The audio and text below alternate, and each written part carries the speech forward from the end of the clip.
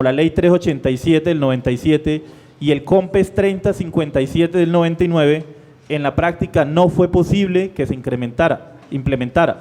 Fue muy común arguir la falta de recursos públicos para financiar dicho mecanismo de prevención.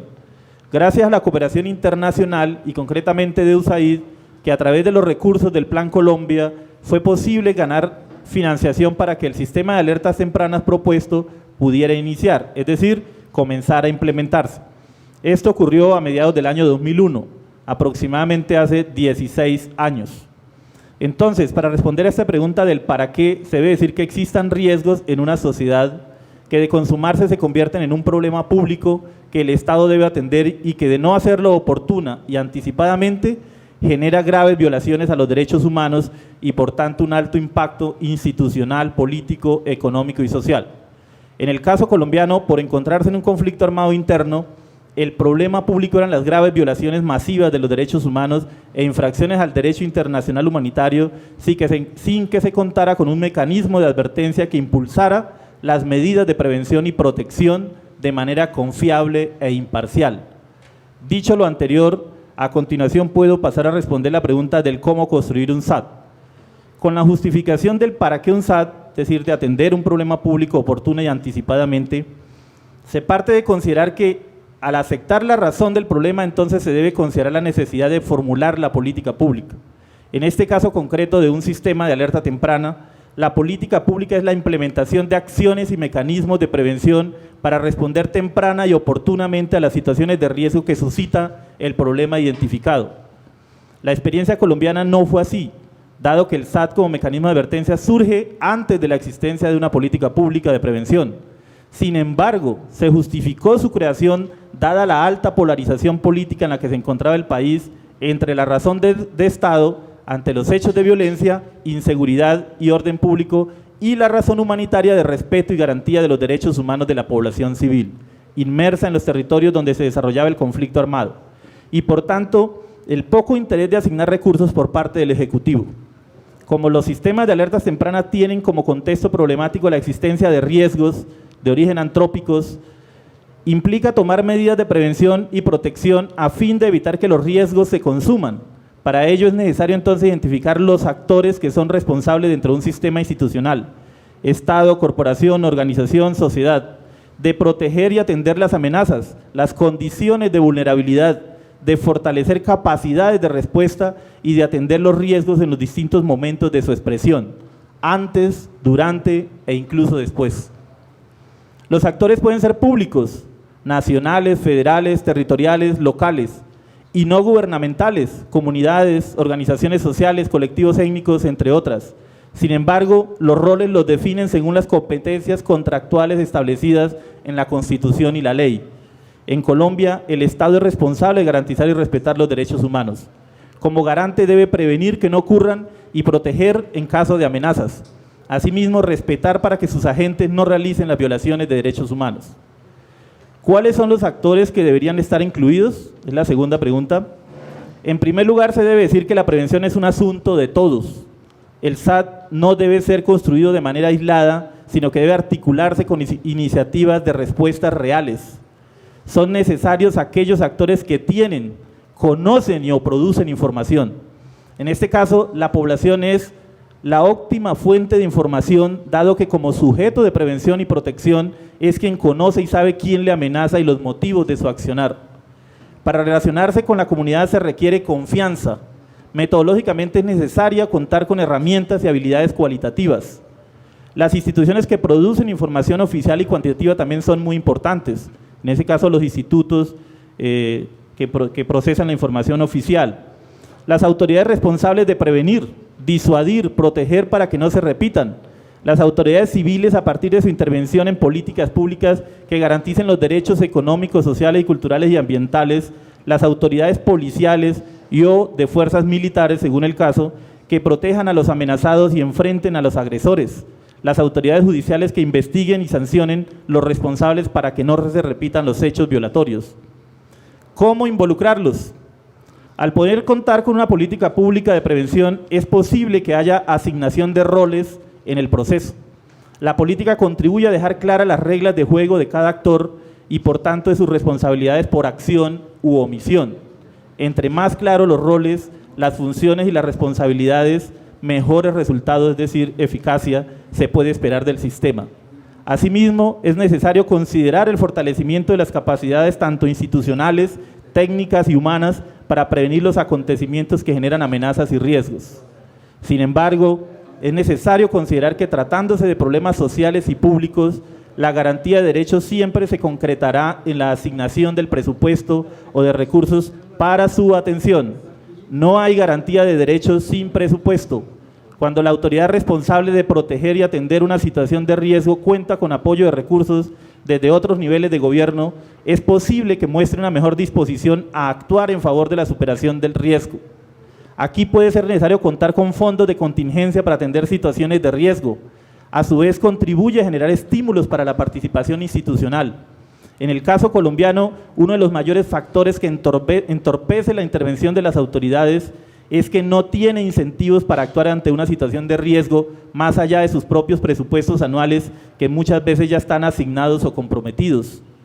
Lo contingente se convierte en un problema que no quieren enfrentar y por tanto intentarán pasárselo a otro nivel de gobierno u omitirlo.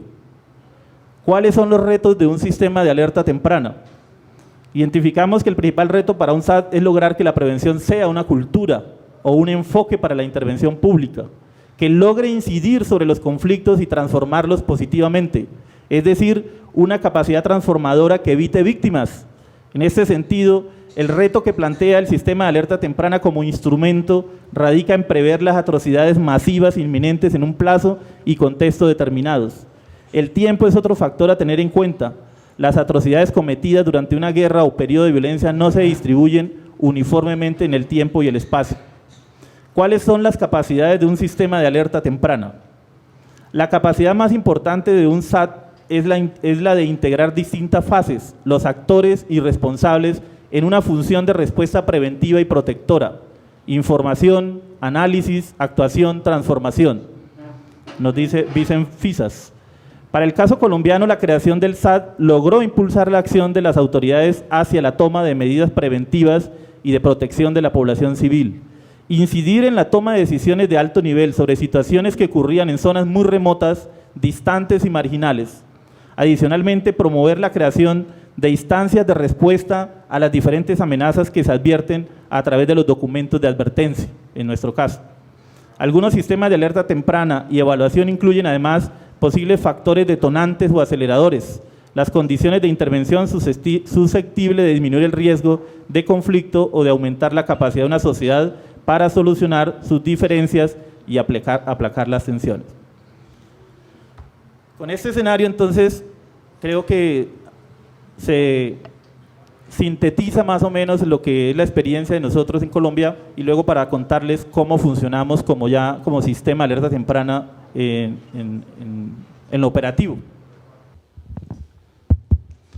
Bueno, entonces ahora sí voy a explicarles el SAT en Colombia, cómo funciona en el tiempo que me queda. Entonces, nosotros hacemos parte, la Defensoría del Pueblo, de una delegada, si se conoce, es decir, organiza todos los temas en delegadas, son 12 delegadas, 4 direcciones, y una de ellas se llama Delegada para la Prevención de Riesgos de Violaciones de Derechos Humanos y del Derecho Internacional Humanitario. Y el sistema de alerta temprana es un instrumento entonces dentro de esa delegada, un mecanismo que contribuye efectivamente a realizar su trabajo. ¿Se apagó? Allá.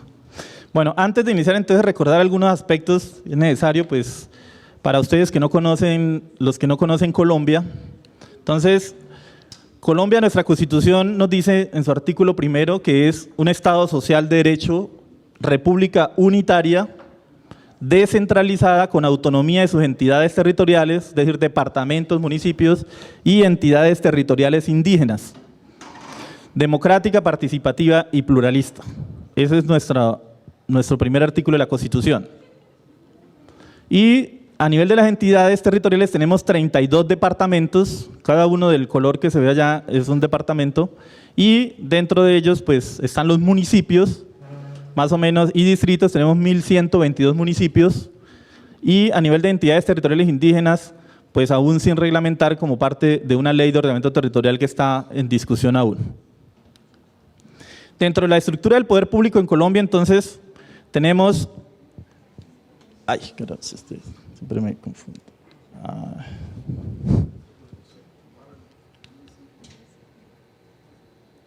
Qué pena. ¿Cuál es el de señalizar? Creo que no, mejor no usarlo. Entonces tenemos las ramas del poder público, tenemos ahí el poder público a nivel del legislativo, el Congreso, ejecutivo, tenemos el gobierno nacional y la rama judicial. Unos órganos autónomos y tenemos unos órganos de control en los que está el Ministerio Público y la Contraloría General de la República.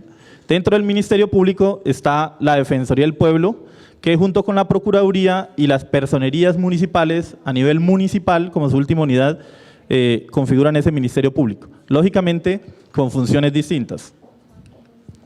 En la Defensoría del Pueblo, más o menos tenemos estas 5 misiones como tal, la misión especialmente, pero dentro de esas está la de proteger y defender los derechos humanos y prevenir sus violaciones, ¿sí? Fomentar la observancia del derecho internacional humanitario, pues como un Estado en conflicto armado interno, ¿cierto? Que contribuye. Básicamente, dentro de esas dos acciones integradas, se responde a la existencia del sistema de alertas tempranas. Esa es más o menos la estructura del Estado, de la Defensoría del Pueblo, perdón, donde les decía están las 12 delegadas, 4 direcciones que realizan pues el trabajo misional de la Defensoría del Pueblo. Dentro de los procesos misionales, entonces, se ha creado uno que se llama prevención y protección. Y es allí, como parte de decir, estas 4 procesos misionales, por así decirlo, es lo que realiza la Defensoría del Pueblo. Y concretamente en prevención y protección es donde está el sistema de alertas tempranas, que tiene pues, su proceso de recepción, registro, sistematización, interpretación, monitoreo, prevención y seguimiento de violaciones de derechos humanos en el marco del conflicto armado interno y por fuera de este. Entonces aquí ya entramos, ahora sí ubicándonos entonces en lo que es el instrumento propiamente dicho. Entonces, el sistema de alertas tempranas nace como necesidad de una herramienta de prevención, ¿sí? Para la prevención de las violaciones masivas de los derechos humanos y surge con la expedición de la Ley 387 del 97 y con la expedición del documento COMPES 3057 del 99. Como les decía, es el instrumento al cual el Departamento Nacional de Planeación, órgano máximo de planeación de políticas públicas, ¿sí? Se consigna entonces la necesidad. Entonces, ubiquémonos un poco en lo que era la década de los 90 para lo que estaba viviendo Colombia y qué es lo que justifica entonces la necesidad de crear un sistema de alertas tempranas. El escenario en Colombia entonces era el más crítico, es decir, las masacres, las desapariciones forzadas, los enfrentamientos con interposición de población civil, los desplazamientos masivos y los índices disparados por todos lados, y era lo que le decía, que llegó a ser considerado incluso un Estado fallido por las autoridades o el gobierno norteamericano en este caso. Este era entonces el escenario en el cual Colombia se encontraba y no existía, y por todos lados se gritaba entonces la necesidad de un mecanismo de prevención, de cómo hacemos para prevenir las masacres, los desplazamientos, los homicidios, etcétera. Esto era entonces lo que en el documento de política pública del COMPES 3057 se registraba. Entonces, habían unas causas, se dimensionaba el problema, ¿sí? Entonces, la causa, entonces, todo lo que generaba desplazamiento forzado en ese momento. La dimensión del problema, como les decía, habían más o menos 400.000 personas o víctimas desplazadas, afectaban exclusivamente a 80 municipios, y hoy en día, pues, esa cifra se ha disparado casi por 10. El objetivo de la política de prevención, muy importante aquí, era prevenir el desplazamiento, generar transformaciones locales, ¿sí? Y poner en marcha mecanismos de comunicación de las instancias locales y la población, y para efecto de que las autoridades actúen, se movilicen, ¿sí? Asimismo la fuerza pública y se coordine la presencia en las zonas de riesgo. Ese sistema también estaba articulado, en ese momento se pensaba, a una serie de observatorios locales, es decir, esos observatorios locales que se crearían, entrarían a aportarle información a este sistema de alerta temprana. Eso generalmente no fue tanto así.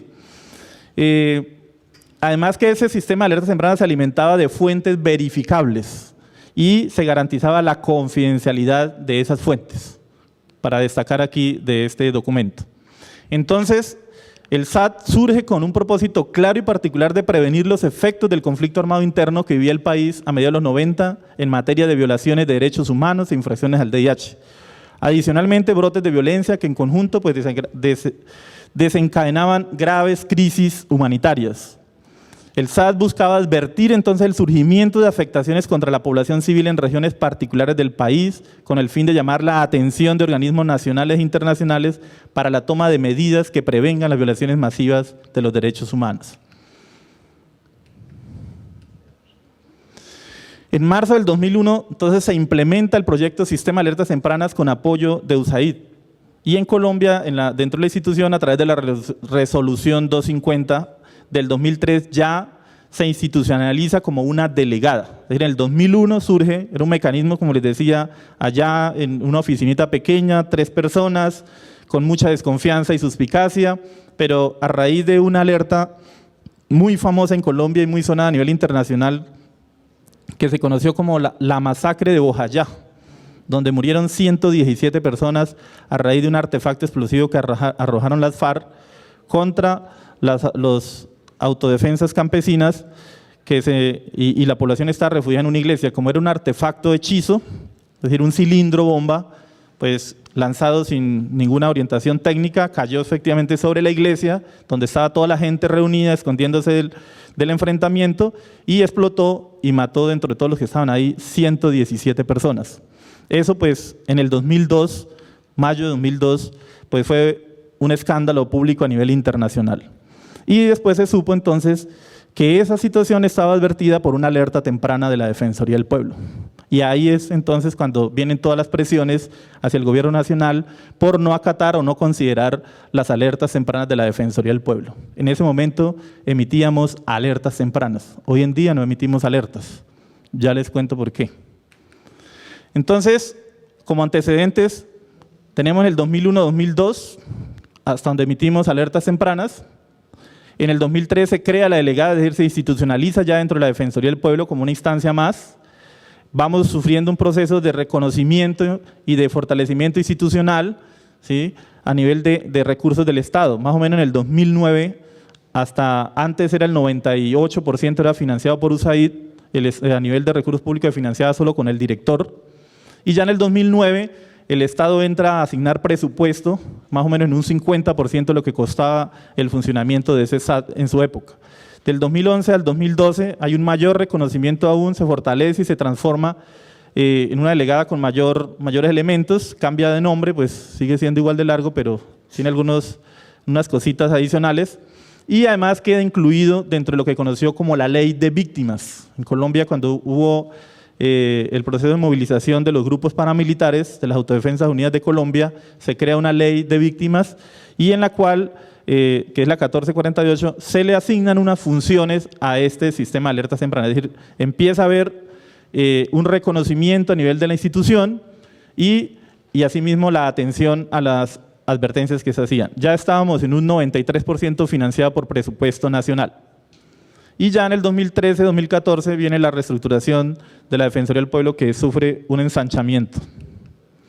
A nivel normativo, como les decía, esto es más o menos una historia de normas, pero que vienen siendo jalonadas a través de la creación de este mecanismo. Es decir, el mecanismo va arrastrando la necesidad y el reconocimiento a su vez. Naciones Unidas venía en todas sus recomendaciones de todos los años recomendando al gobierno nacional que fortaleciera el sistema de alertas tempranas, que tuviera en cuenta las alertas tempranas, que además coordinara la respuesta para que la prevención fuera mucho más eficaz.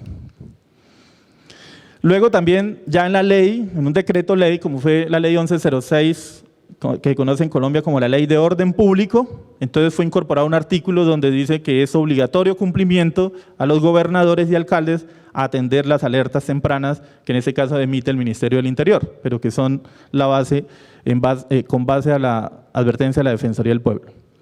La misión de esta herramienta del sistema de alertas tempranas, básicamente monitorear, es decir, aquí la palabra clave es monitoreo. Monitorear ¿qué? La dinámica del conflicto armado. Identificar factores de amenaza y vulnerabilidad que generan situaciones de riesgo de vulneraciones a los derechos fundamentales.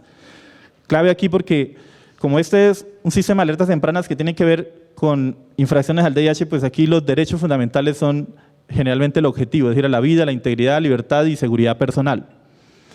Advertir las probables ocurrencias de violaciones masivas de derechos humanos y derecho internacional humanitario. Promover y hacer seguimiento a la respuesta estatal a través de las labores de fortalecimiento social e institucional en materia de prevención y protección. Entonces, eso también fue otro trabajo fuerte que el SAT tuvo que llevar a cabo, y era pues explicar, formar a muchas autoridades locales que no sabían por qué tenían que atender, por qué tenían que hacer eso, a autoridades militares también discutir con ellas del por qué era necesario respetar y atender estas alertas, etc. Entonces, para tipificar lo que es nuestro sistema de alertas tempranas de acuerdo a la teoría, a los marcos teóricos de los expertos, entonces debemos decir que la Defensoría del Pueblo, el SAT de la Defensoría del Pueblo es un tipo de sistema mixto, es decir, usamos la información cualitativa que se levanta en territorio, en las zonas, ¿sí?, con información cuantitativa que se produce o estadística que produce instituciones oficiales. Trabajamos también con un referente orientador en esta función, amenaza más vulnerabilidad igual a riesgo, ¿sí? Entonces, donde tenemos también en cuenta las capacidades de la población para enfrentar la amenaza y el riesgo. La conjugación de esta función, por así decirlo, de enfoque teórico, nos ayuda entonces a nuestro análisis en la construcción de los escenarios de riesgo. Para su análisis, entonces, nos centramos en la recolección sistemática de datos, análisis y formular recomendaciones a las autoridades concernidas para que se investigue, se unifique la información, se evalúen los riesgos, las amenazas y vulnerabilidades y se protejan los derechos fundamentales de la población. Con el fin de lograr que predecir los hechos violentos que puedan generar violaciones masivas de los derechos humanos en el marco del conflicto armado interno. Prevenir, mitigar o superar los daños del conflicto es una de las esencias de este sistema a través de su capacidad de incidencia en las instituciones del Estado, las comunidades y las organizaciones civiles para que desplieguen acciones que permitan prevenir el desencadenamiento de dichos hechos. En este caso es válido aclarar también que no surge como intención de identificar causas del conflicto, sino que entra a analizar la dinámica del conflicto para mitigar sus efectos. A través de los siguientes mecanismos.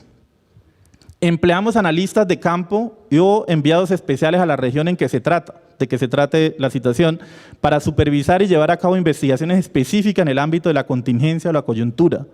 La recolección de datos cuantitativos y o cualitativos.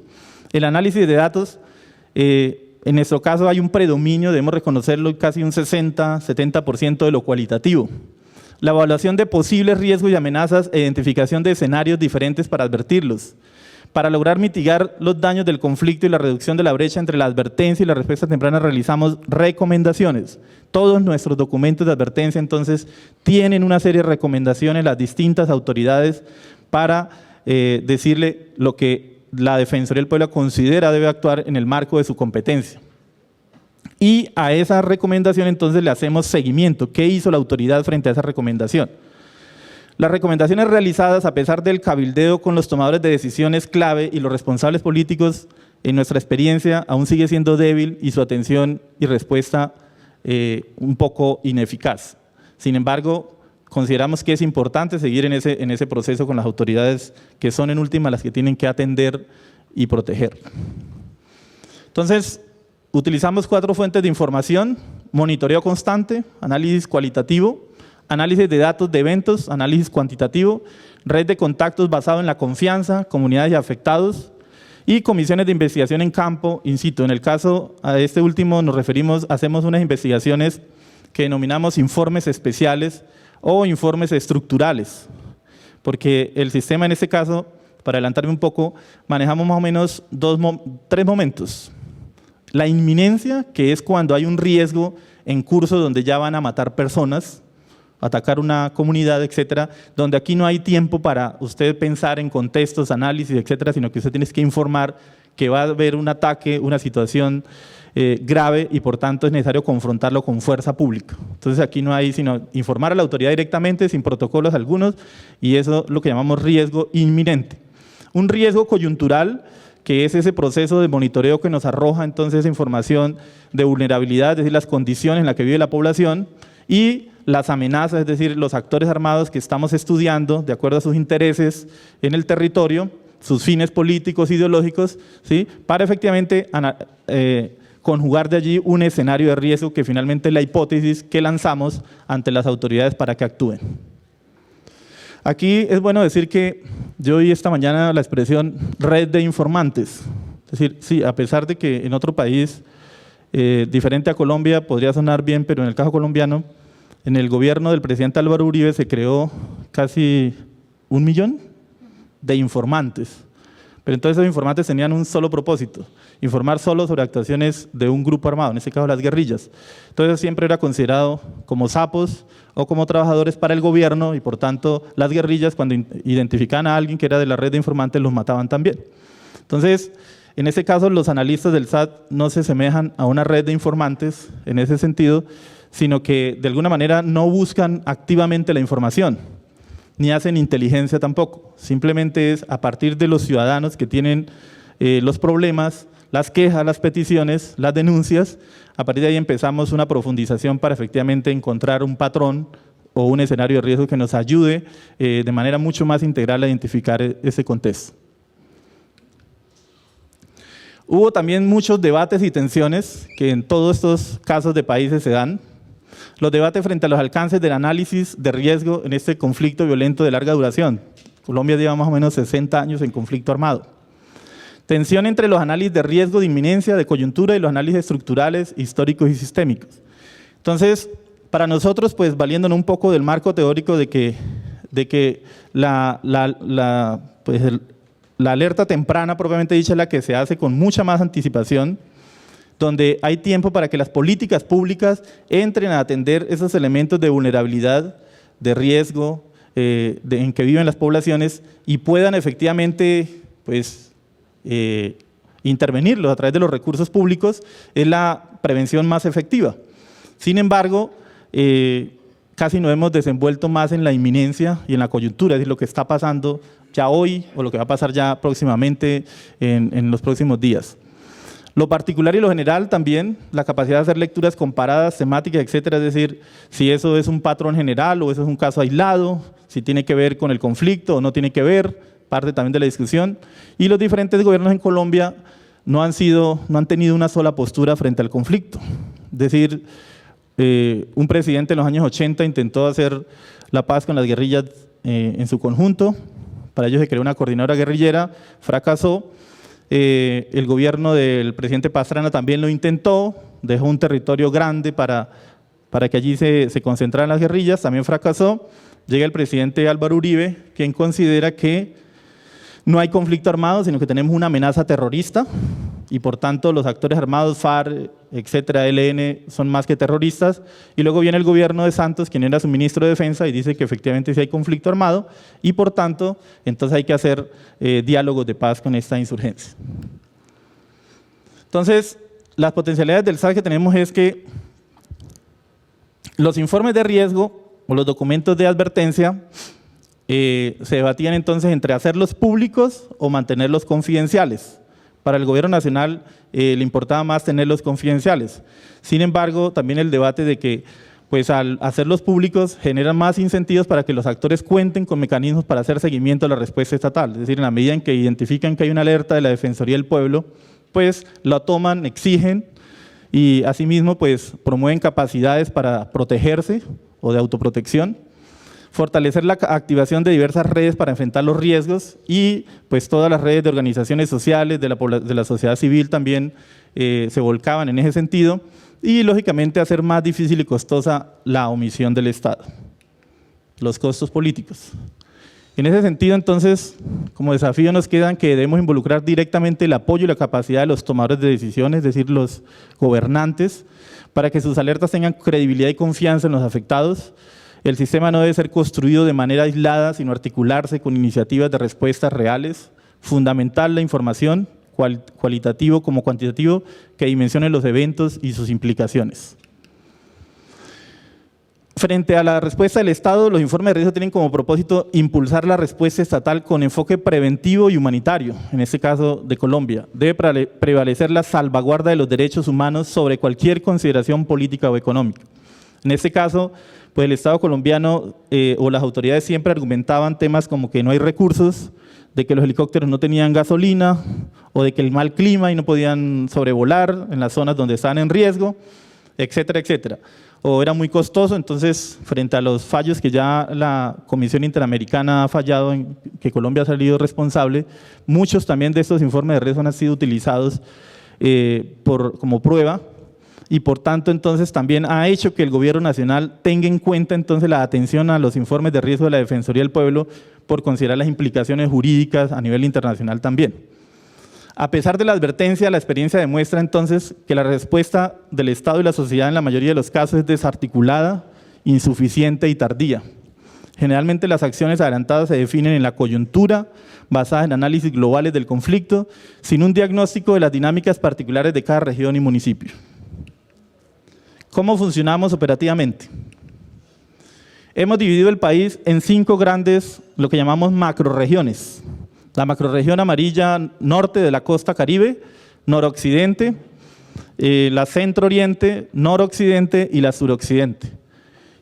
A cargo de 5 analistas nacionales que llamamos, que coordinan la respuesta el trabajo de 7 analistas que están, cada una de esas es una regional de la Defensoría del Pueblo, que son las 36 oficinas que tiene la Defensoría del Pueblo, incluidos San Andrés y Providencia.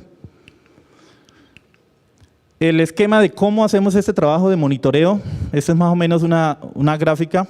Entonces, empieza el monitoreo, que es el origen.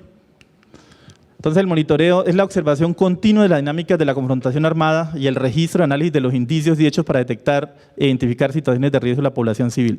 Entonces, se recibe la información, se valora esa información y se verifica la información. Eso es lo que le da confiabilidad al sistema, la verificación. Es decir, no podemos sacar una información que después el gobierno nos lo diga que eso no es cierto, que así no es, porque si no perderíamos credibilidad. Posteriormente viene la identificación del escenario de riesgo. Entonces, con toda esa información recogida, valiéndonos ya lo que llamamos un mapa de riesgo, entonces identificamos cuál es ese escenario, es decir, la amenaza, la vulnerabilidad, cómo vive la población, etcétera, etcétera. Y posteriormente, entonces, este escenario de riesgo, que es el que construye, que registra configuración territorial, economía, Estado, movimiento social y político, bueno, todas esas variables de análisis. Y finalmente sale el documento de advertencia, que es pues, un documento técnico institucional de la Defensoría del Pueblo que contiene una información cualificada y valorada sobre la probabilidad de ocurrencia de violaciones masivas de infracciones al DH por parte del grupo armado ilegal contra una comunidad. Información sobre factores de vulnerabilidad, cómo viven, su contexto. Y una serie de recomendaciones a las autoridades y entidades competentes para que en forma ágil y eficaz adopten las acciones de prevención y mitigación del riesgo. Y estos son los 4 tipos de documentos de advertencia que producimos. Informe de riesgo de inminencia, como les comentaba, estaba sobre la contingencia, el informe de riesgo coyuntural, el informe de riesgo estructural y la nota de seguimiento. La nota de seguimiento ya es, como su nombre lo indica, el seguimiento a un informe de riesgo coyuntural en el cual la respuesta del Estado no se ha visto o no se ha transformado esa realidad y es necesario decirle el riesgo continúa, la situación sigue grave.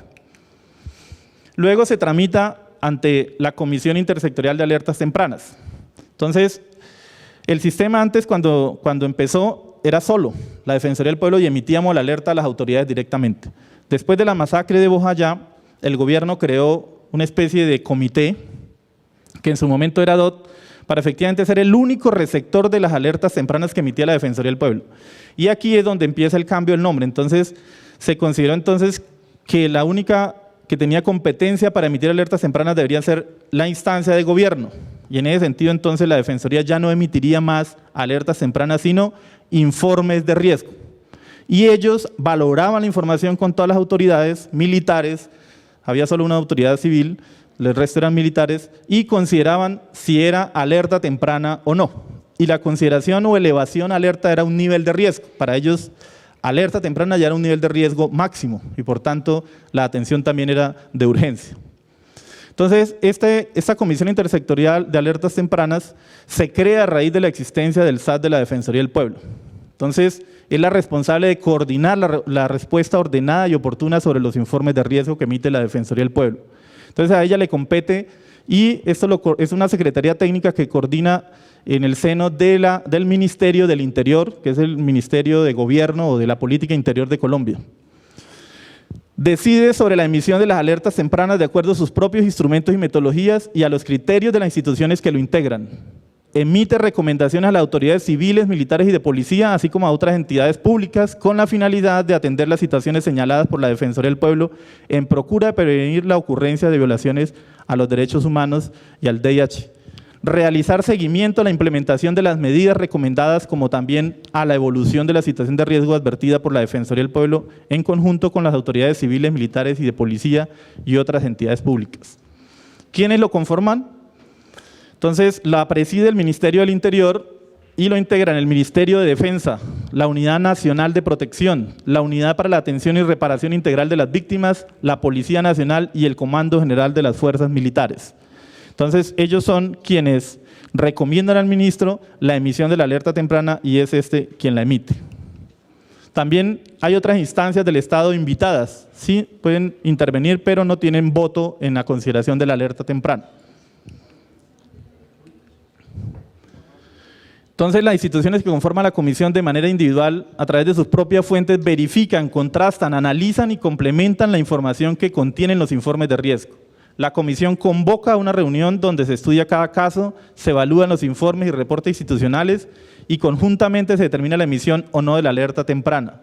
Se formulan recomendaciones también y orientaciones para las autoridades competentes. Independientemente de la decisión que se adopte o no de la alerta temprana, siempre la Defensoría del Pueblo vamos a seguir haciendo seguimiento, porque para nosotros pues, la situación de riesgo siempre la consideramos grave. Bueno, muchas gracias.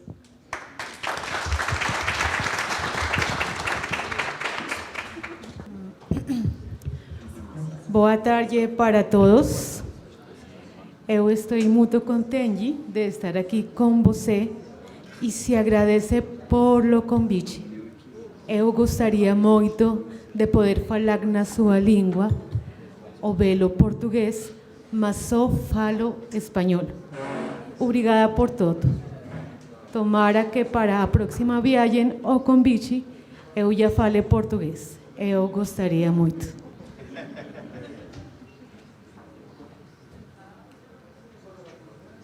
Bueno, mi nombre es Claudia Rojas, soy analista nacional de una de las 5 macros que mencionó Luis en su presentación. Es una macro del noroccidente, conformada por la región, conformada por varias regiones. Ahorita les explico su conformación. Pero primero quisiera hablar de mi experiencia como analista nacional durante 10 años. En estos 10 años el equipo macrorregional ha cambiado, algunos se han ido, muchos se han quedado. Mi trabajo es apoyar, orientar, asesorar y retroalimentar la labor de cada uno de los analistas regionales, tejiendo un análisis colectivo de la macrorregión. Mi equipo está conformado por 8 profesionales en ciencias sociales.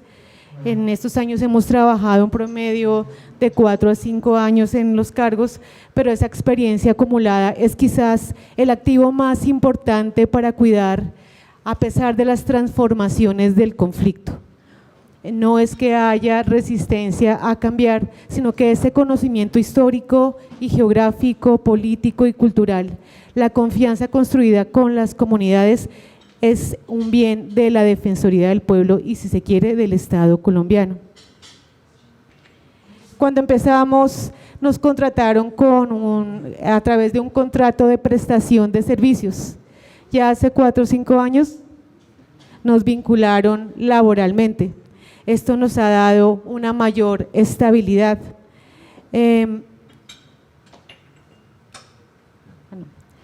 He tenido la fortuna de participar en los procesos de selección de los analistas con los que trabajo, con casi todos, apoyando a mi jefe, el director del SAT.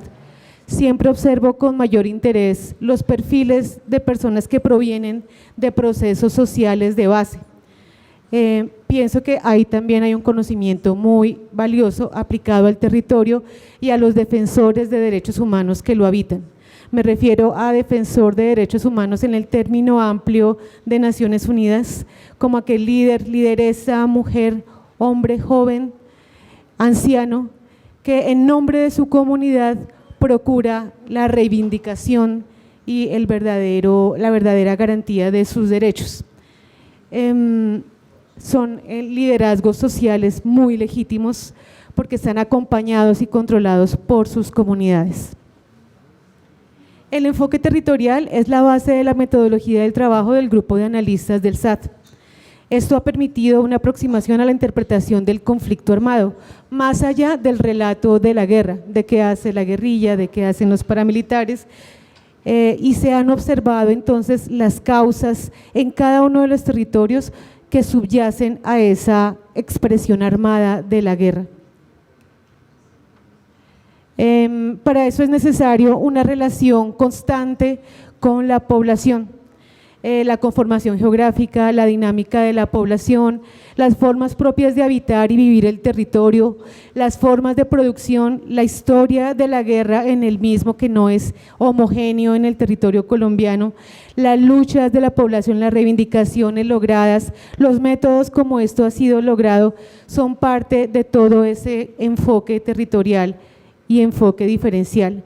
No es lo mismo observar un indígena en Vera que un indígena de la Guajira, Uayú, o uno amazónico o uno caucano.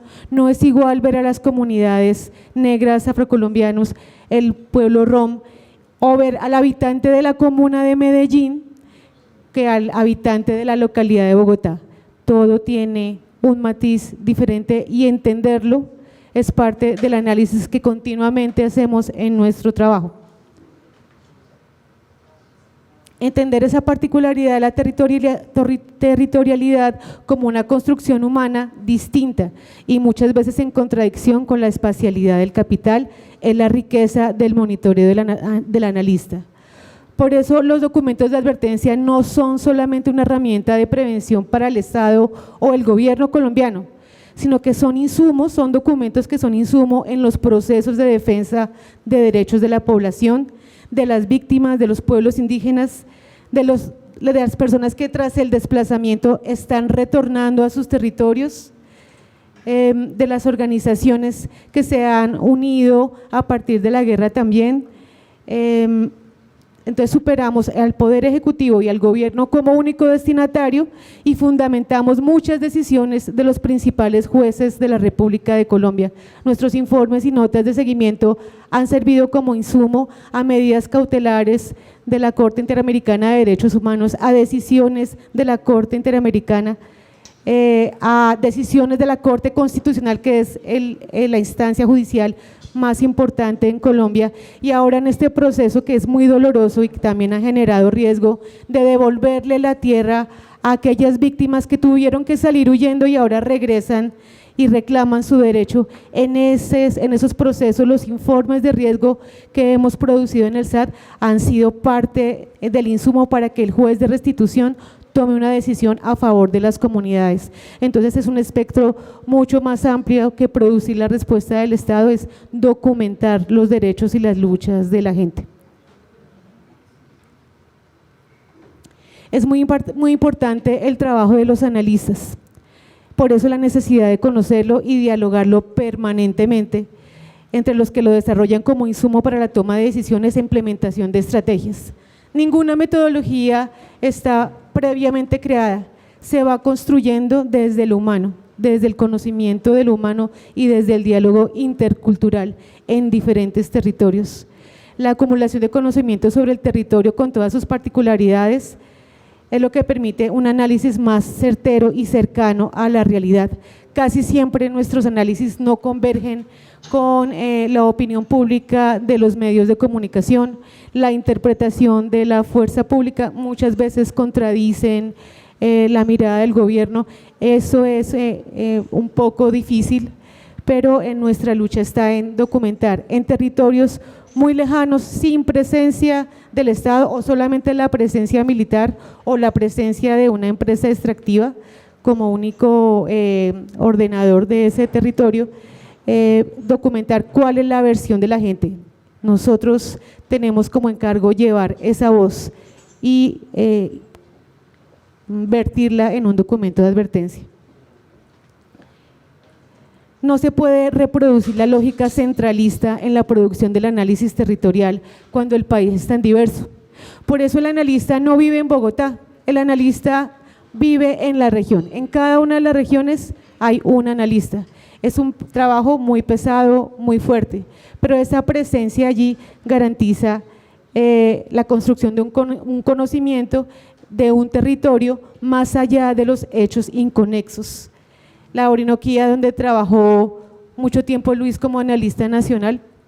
Luis ha pasado por todo, primero fue analista regional, nacional, fue coordinador operativo que coordina todo el equipo de trabajo y estuvo 2 meses, 3 meses encargado como director, entonces él conoce muy bien la función que acaba de explicarles, pero no es lo mismo el conocimiento que él adquirió como analista nacional en el oriente colombiano que el conocimiento, la interpretación, la hipótesis, el resultado de ese análisis continuo que se tiene en la macro noroccidente, que está muy ligado a los procesos de frontera con Panamá, a la salida por Urabá hacia el Atlántico y la lógica que implica en lo político y en lo cultural el Pacífico colombiano.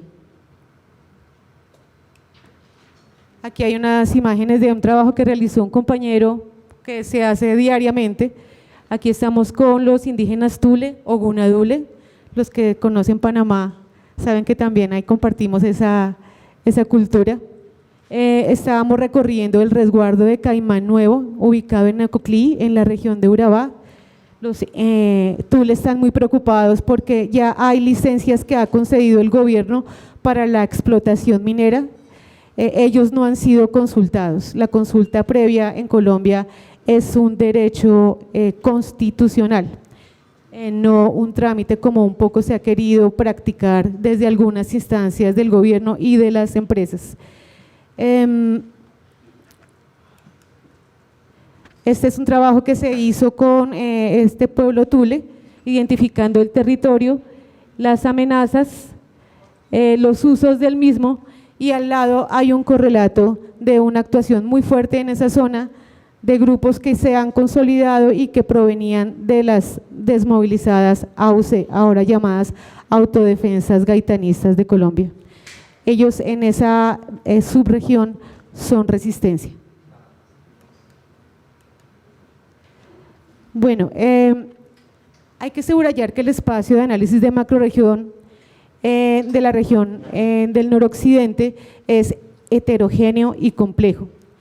Une 3 áreas geográficas, el Chocó biogeográfico, la región andina y la costa atlántica en zona de frontera. El Chocó biogeográfico con selva, ríos caudalosos, los manglares más extensos de Sudamérica, 2000 especies de fauna y flora endémicas, playas infinitas de arena negra, arrecifes coralinos, una increíble abundancia pesquera y un mosaico cultural único. No en vano es una de las regiones con mayor biodiversidad del planeta y uno de los 17 sitios prioritarios para la conservación en el mundo. El Pacífico colombiano es parte de la región del Chocó biográfico que cubre 187.400 kilómetros cuadrados desde el norte de Ecuador hasta Panamá. Cerca de 2 millones de personas viven en el área, repartidos en los departamentos de Antioquia, Chocó, Risaralda, Valle del Cauca, Cauca y Nariño. Predomina la selva tropical húmeda atravesada por ríos en torno a los cuales se configuran los ejes de la vida de las comunidades negras y los pueblos indígenas que habitan desde hace siglos la región y que han visto recientemente disputado su territorio por los avances de la colonización mestiza, la inserción de su territorio en la dinámica del conflicto armado y la expansión de la economía cocalera. Esta expansión del conflicto armado no solamente comprende escenarios de guerra, sino la inserción en el modelo económico que se quiere implantar para la región. caracterizado especialmente por la primarización de la economía y la extracción de árboles, es la extracción forestal y minera. Al lado de esa subregión, si se quiere, de la costa pacífica, está la región andina. Ahí están los departamentos de Antioquia, Caldas, Risaralda, Quindío y una parte del Tolima. Se caracteriza por un poblamiento más denso, concentra las zonas donde se ubican los principales ejes viales y obras de infraestructura, y allí se ubica uno de los núcleos urbanos más importantes de la región, tal vez muchos lo hayan escuchado, se llama Medellín, y el eje cafetero, donde antes hubo todo un desarrollo de del cultivo y la comercialización del café, y ahora está destinado para zona turística. Tanto en Medellín como en el eje cafetero se concentra la actividad política con alto impacto en el poder central en Colombia. La tercera geografía que concurre a esta macrorregión es la conexión de la zona cordillerana en la serranía de Avive, una cadena montañosa cerca al valle del Sinú, yendo hacia la costa atlántica en el departamento de Córdoba, hacia la serranía del Darién, en la frontera con Panamá. Ahí hay un golfo, el Golfo de Turbo, y allí converge todo el interés económico, tanto legal como ilegal, hacia la salida del Océano Pacífico y bueno, toda la zona de frontera. Esto convierte a la región de Urabá en uno de los corredores estratégicos de la dinámica geopolítica del conflicto armado. La agrupación de estas áreas, Pacífico, zona andina, zona costanera atlántica o Urabá, no significa tampoco la definición de territorios homogéneos, porque por eso mismo se hace necesaria la identificación de subregiones. Tenemos inicialmente una macrorregión tal como la presentó Luis. Perdón, no es el mapa. Bueno, tenemos una macrorregión que presentó Luis, ¿la recuerdan?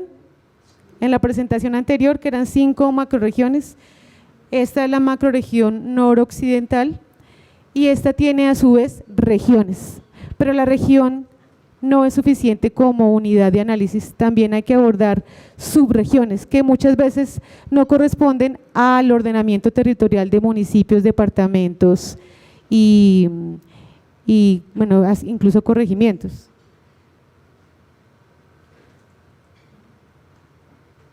Para agrupar los municipios en subregiones que permitan avanzar en la comprensión de las variaciones del conflicto armado y la afectación de la población civil desde una perspectiva humanitaria, se consideran varios criterios.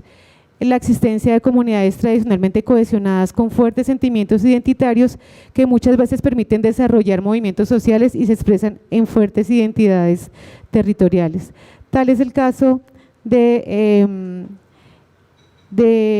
los movimientos social indígena, el movimiento de negritudes, las comunidades en resistencia que le han dicho a los sectores armados que respeten su territorio y su población, y ahora la constitución de campesinos en zonas de reserva campesina, con un nuevo modelo de organización y de economía.